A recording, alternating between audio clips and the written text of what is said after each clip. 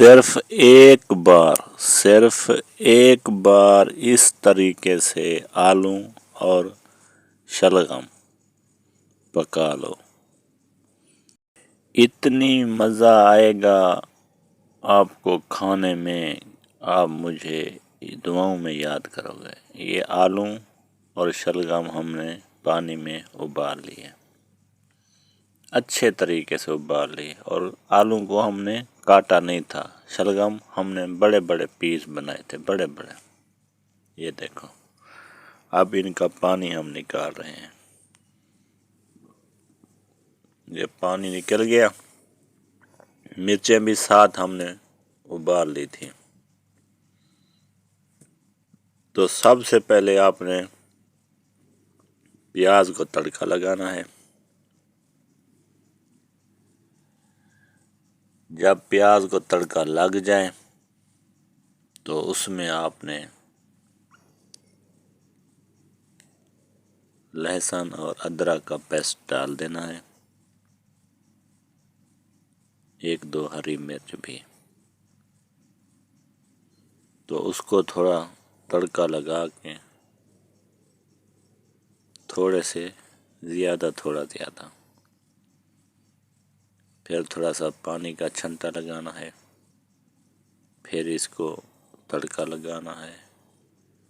اس کے بعد پھر آپ ٹماٹر ود مسالہ وہ ڈال دینا ہے۔ یہ دیکھو، ٹماٹر میں سب چیز میں نے ملا دی، نمک، مسالہ، سب کچھ۔ تو یہ میں آپ کو شلگم اور آلو بنانے کا طریقہ بتا رہا ہوں۔ یہ آلو بھی دکھا رہا ہوں آپ کو، یہ دیکھو، یہ آلو، یہ 5 پیس ہیں میرے، یہ شلگم اور ہری مرچ، یہ میں نے ابال لی تھی۔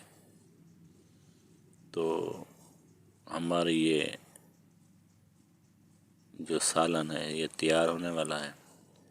تو ہم اب اس کو کاٹ رہے ہیں، آلو کو، یہ ایسے ابلے ہوئے آلو کو ان کے 2 پیس بنا لینے ہیں، ایسے۔ یہ ہمارے پیس بن گئے۔ اب ہم ڈال رہے ہیں اس میں شلگم، یہ دیکھو، اس کو اچھے طریقے سے ہم نے فرائی کرنا ہے۔ یہ بالکل گلے ہوئے ہیں جی، یہ ابالنے سے بہترین ہو جاتے ہیں، بہترین۔ تو مزہ آتا ہے سالن کھانے کا بھی۔ یہ دیکھو، اگر تھوڑا سا رہ جائے تو چمچ سے اس کو کوٹ لینا، چھوٹے چھوٹے پیس بن جائیں گے۔ تو اس کے بعد آپ نے کیا کرنا ہے، تھوڑا سا پانی ایڈ کرنا ہے۔ تو پانی کے بعد پھر آپ شلگم کو اچھے طریقے سے فرائی کرنا ہے۔ تو جب اس طریقے سے آپ بنا کے کھاؤ گے نا آلو اور شلگم، آپ کو بہت مزہ آئے گا، اور اتنی لذیذ ہوتے ہیں نا، آپ کا پیٹ نہیں بھرے گا کھاتے کھاتے۔ اب ہم اس میں جو ہے نا آلو ایڈ کر رہے ہیں۔